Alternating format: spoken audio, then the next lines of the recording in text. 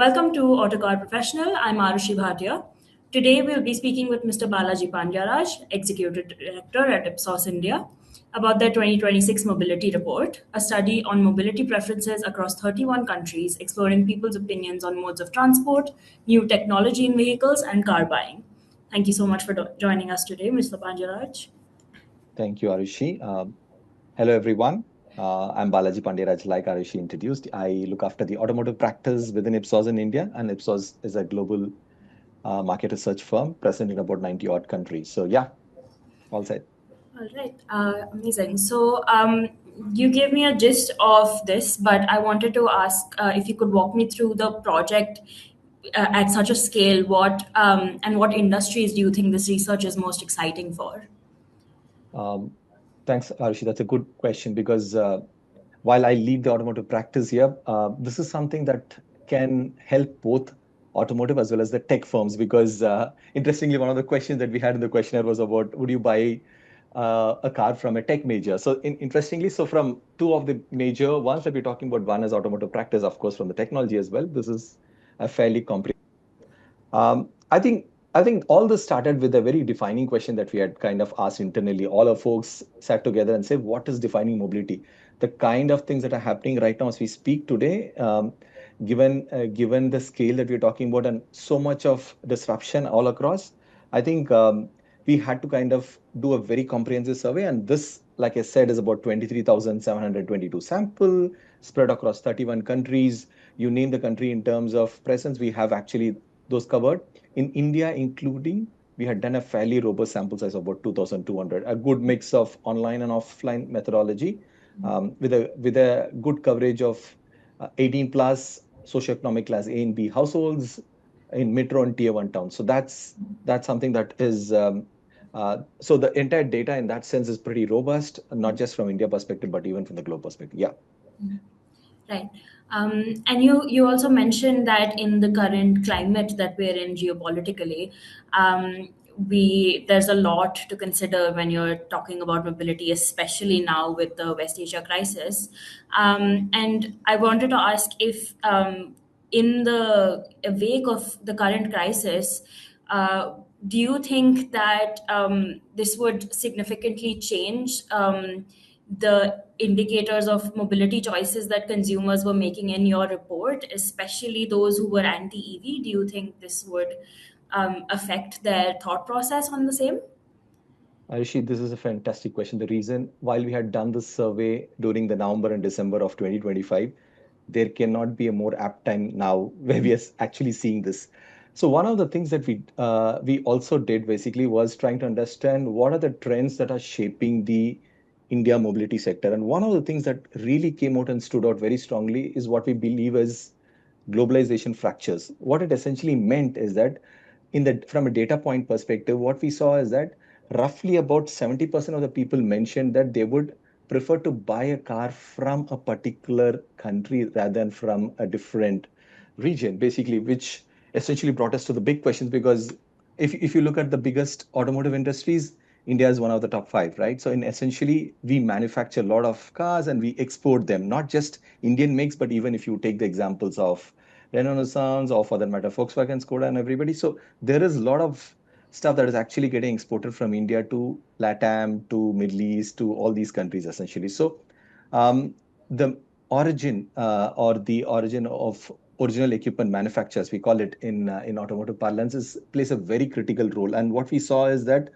the car choices are becoming increasingly driven by from where it is. And our data says that 49% of the people, which is one in two essentially, would avoid buying a car based on the nationality it is. And it's very interesting that what we saw essentially is that China came right on the top, which is about 41 percentage, and India is about 38 percentage. We are second, basically, after, of course, US and stuff like that. US is largely driven by Canada because of the issues that we see, but China and India are the ones that we are actually talking about, where people say that the brand origins that are most avoided, actually. But what we saw from Chinese perspective, because they are extremely prevalent from an EV perspective, and they have kind of taken over the whole world when it comes to EV, we asked the same set of guys if the car was manufactured near country, Would you be okay with that? And I think there it changed essentially. So even if it's a Chinese make, but if it's manufactured in US or matter in any other part of the Europe, they're okay with it. The fact that it is coming from China or coming from India is actually the critical factor. So yeah, I think what is essentially saying is that brand origin is now an important element in the consumer choice. And people are looking at the badge value right now, which is going to be very critical. You also touched upon EV actually, which is a very critical thing. Um, we are all familiar with the fact that there is an anxiety, and I call this an ABC problem, which is range anxiety, A standing for anxiety, B for battery problem, C is for current infrastructure, basically. Now, of course, the cost is a critical element as well. But what we are seeing essentially is that it's not anymore knowledge. People are fairly familiar with it.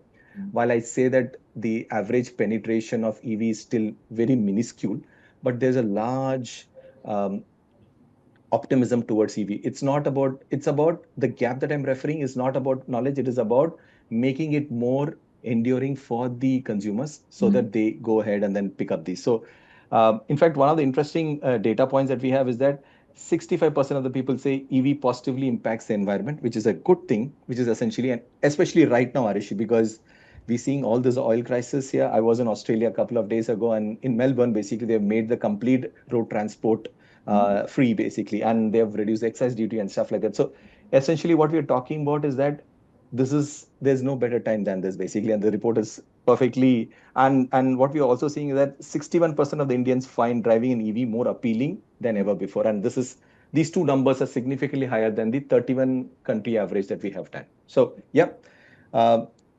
matters, brand badge matters, and second is EV gap needs to be taken care of actually. Yeah. Um, yeah, pinging off of that, I actually have two questions for you. The first is considering that the badge origin matters so much, what do you think? How do you think this would affect international aspirations that Indian OEMs have um, in the current climate, especially?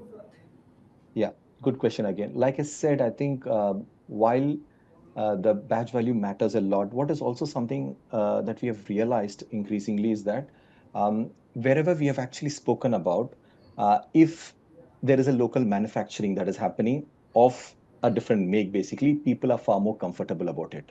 And this is also coming from our trends data where we see that this has actually become a very important globalization tool. Everyone is very keen. What is the badge value and stuff like that?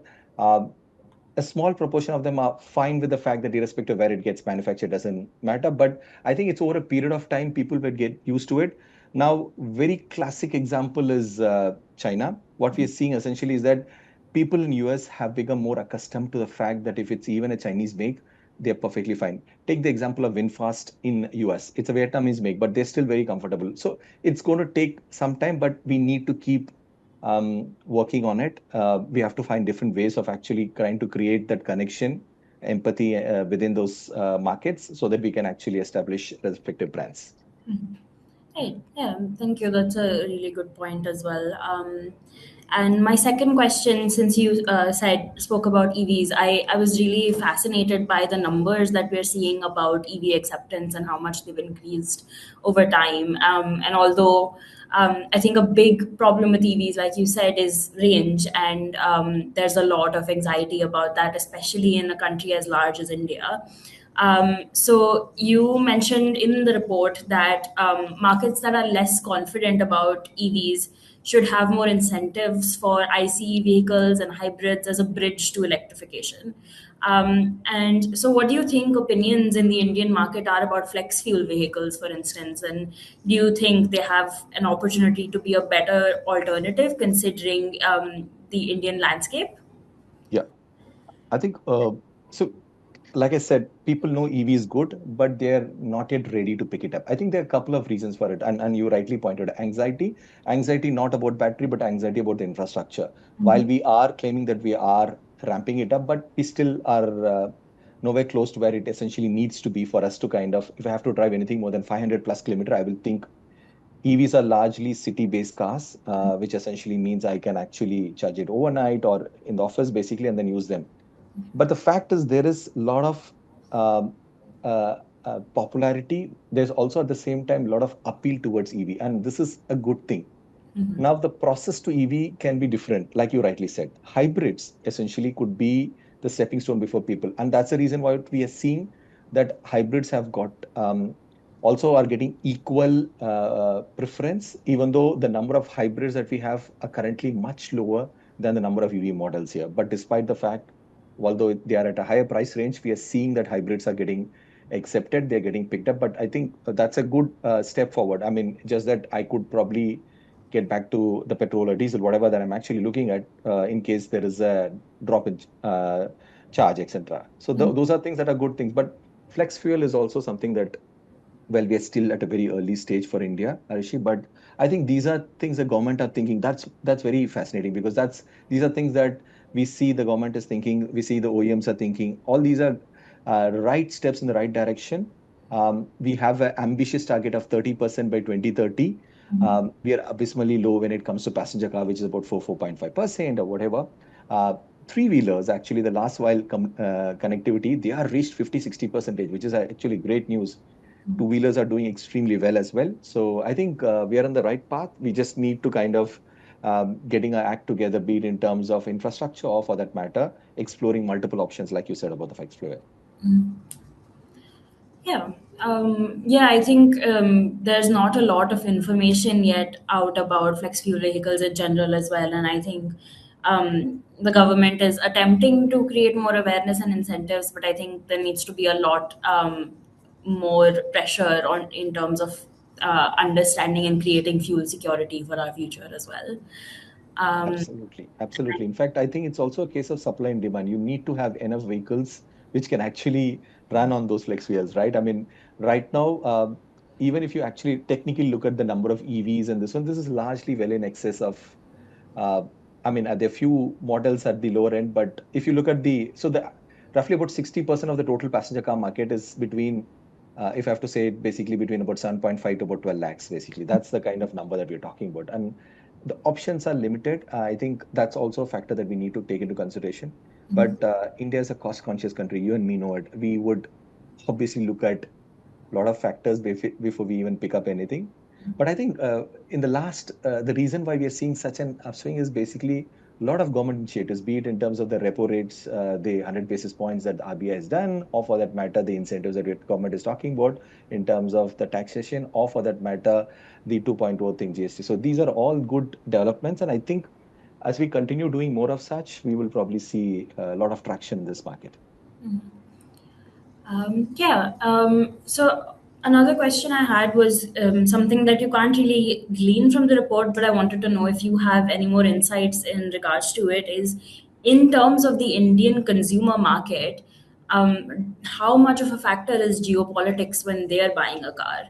So what percentage of Indians say they would consider a brand origin when they're thinking about purchasing? See, I think one of the things that is very interesting, and since you brought it up, I'm just going to kind of see from a perspective, like I said, 41 and 38 is a number basically that people have spoken about who would probably avoid actually picking up a Chinese or an Indian make.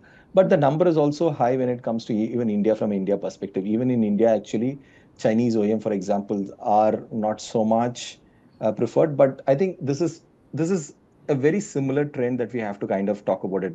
So the nationality of the automaker is very critical. And if I have to look at the overall data, it says 20% is the most important thing.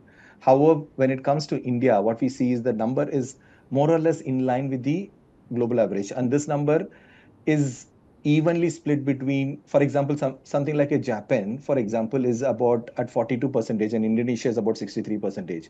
And there are countries which are like the Great Britain and United States, which are at about 10%. So we are somewhere in the middle when it comes to the importance. We are glad that we are not at the extremes that we see either between Indonesia and Japan, or for that matter, United States and Great Britain. But there is some degree of importance that has been given from the nationality that we're talking about. So that's how I probably see the data. Yes. Okay, thank you. And my last few sets of questions are going to be about the overarching theme of this report, which is mobility.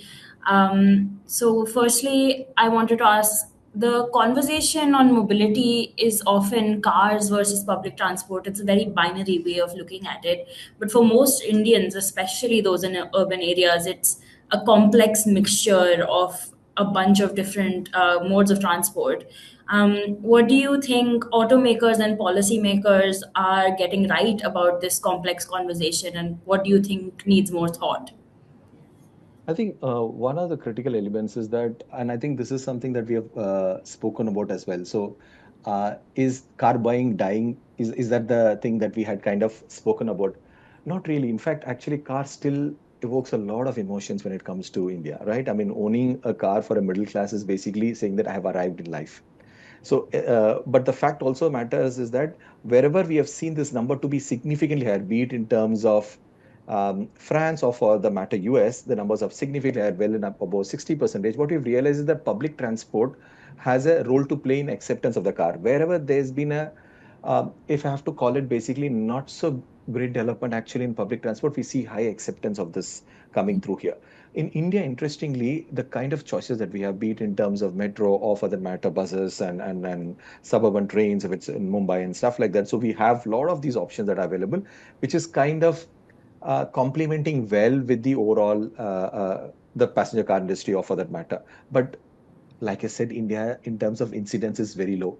I mean, number of cars per household is abysmally low in India. I mean, we are talking about numbers which are not even worth talking about. And compare this with a China or a US, we have a long way to go. I'm reasonably sure that I think there's only one way to go for it, and the market is just begun. And I think there's going to be much more traction in terms of acceptance of cars. And there's a lot of pride in owning a car and or for the matter, at least one in two households currently own a motorbike. And for them, the natural upgrade is a car. And I think 8.5% of the total households being owning a car, I think this number car penetration is going to go up and the car park is going to go up. So a lot of opportunities for OEMs, at the same time challenge for government in terms of trying to create the infrastructure, uh, roads or tolls for that matter, or creating those expressways that we essentially need is going to be, and therefore choices basically for the consumer. We cannot have limited choices, be it in terms of the flex fuel or for that matter hybrid or for the EV. If you're looking at a nation which where, and I think one of the trends that we spoke about is the climate emergency. We are all very worried about this factor, and which essentially means that we need to kind of quickly move to EVs and hybrids here. I think which is the right way to move forward, as I see it right now. In terms of the actual sample that you had, it's primarily urban. And would you, in moving forward in your next work towards these reports, and whether they're going to become um, more of a regular thing that we see from Ipsos? And would you consider creating a more thorough report in terms of having more rural and urban equality in terms of the sample here? Yeah. I think if you compare between the countries, I think we have the most robust sample size. We have 2,200 compared to 1,000 in some of the other markets here. And what we have done is thanks to a lot of the discussion that we have had across, what we have realized is that India is not just one single, right? We are a mini Europe or Europe for that matter, actually. So what we have realized is that we had to look at two things. One is the digital India, which is where we actually went online, which is 400, which kind of mimics the entire Europe sample or for that matter. We did go to tier one to tier two to tier three towns. So there is it's still, while you will still argue that it is urban and stuff like that, but you have to also remember that one of the UN reports by 2050, three-fourths of the world population will move to urban. So it's from that perspective that we have looked at this entire picture. So is this a one-time activity? No, this is a series of such surveys that we are going to actually plan for, and this is run on a global advisor data. So that's essentially something that we're going to keep coming out with, and there's nothing better than looking at the evolution, how things have moved from 2025 to 26 and more on. Yeah. So yeah, that's how it is, Ayushi. Yeah, very excited to see the evolution come through as well. I think this will be a great source of information for OEMs going forward as well. Definitely, yes. Yeah, I agree because I think this is the first step here, and I think it all started with this question saying that how is the mobility shaping up and what are the trends that are actually kicking in, what needs to be done. And I think this is where we had kind of started. Do you think this has, reading this report for your team, has this affected your own mobility choices in any way? Yeah, see, I think when we started the survey and when we thought about it, I think a lot of the things were actually more like a jigsaw puzzle saying that, hey, listen. But I mean, in the last couple of weeks post the war and all this, some of these things are actually falling in place. Hey, okay, what we thought was maybe no, you know what, this may probably not be the trend and stuff like that. Some of those have started making sense here. And increasingly, I think COVID taught us a lot of resilience and a lot of other things, but this war also has taught us a lot of more things than just EVs and hybrids, and also about trying to see how important are a lot of parameters when it comes to nationalism, because that's something which really came out very, very strongly. So, and it's actually one of the bigger takeaways. And I think now the surveys actually capture it well than our own survey, basically. And this is a perfect time here to kind of look at it from this lens of the war that we are seeing right now. Yeah, definitely. Okay, I think that's all from my end. Thank you so much for taking the time to chat with us today. This was really a lot to learn from this report, and looking forward to seeing how the evolution of Indian automotive trends and mobility trends moves forward through the years. Thank you, Arishi, for having me. It was also a pleasure talking to you.